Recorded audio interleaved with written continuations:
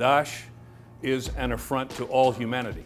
It's not just a regional conflict. It's not just a regional threat. It is a threat to all humanity. Widely hailed as a strategic thinker and a true battlefield leader, General John Allen is one of the nation's foremost experts on U.S. global engagement. A four-star Marine Corps general and the former head of NATO forces in Afghanistan, Allen was the first American tapped by President Obama to build a global coalition to confront the global terror ISIL. Now, the first approach that the president might have chosen was to send large numbers of American and coalition forces into the war.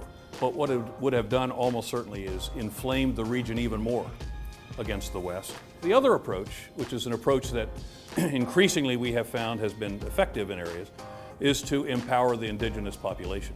The one decision looks good. You put a lot of American firepower on the ground, and I think we know what that can do. But the tail end of that commitment is much more difficult, because as you start to pull out, what kind of antibodies have we created in the region? The other one is more difficult to get started.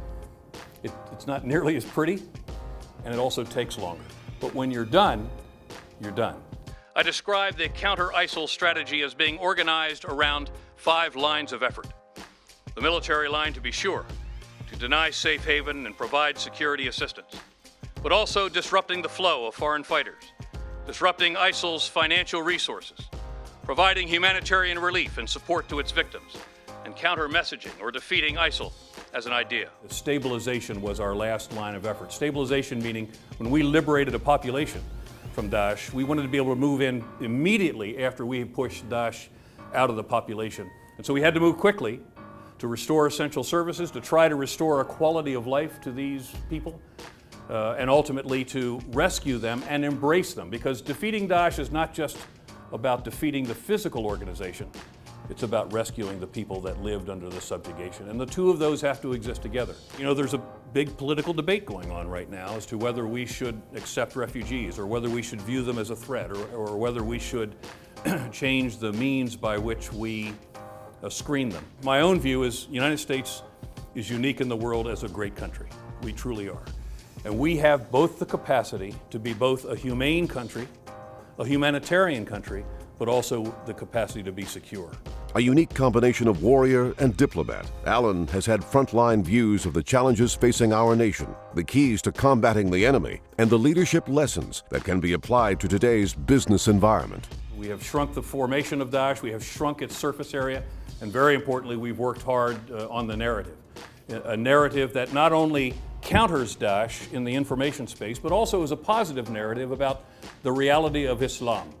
Because right now, Islam is in crisis because of the violent extremist groups that have sought to hijack the beauty of this great faith and this great religion. There's a separation between the opportunities that young people see on their smartphones and those they believe that are truly available to them in their own lives. There's a separation between these young people and the true depth and the richness of the Islamic faith.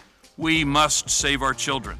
One of the nation's most legendary military leaders and most respected thought leaders on the geopolitical relationships between U.S. and Asia and the Middle East, General Allen helps organizations think strategically about leadership, risks and opportunities, cybersecurity, and crisis management and communication. But what we can do, what we must do, is strive for a unifying vision to guide the future we shape together.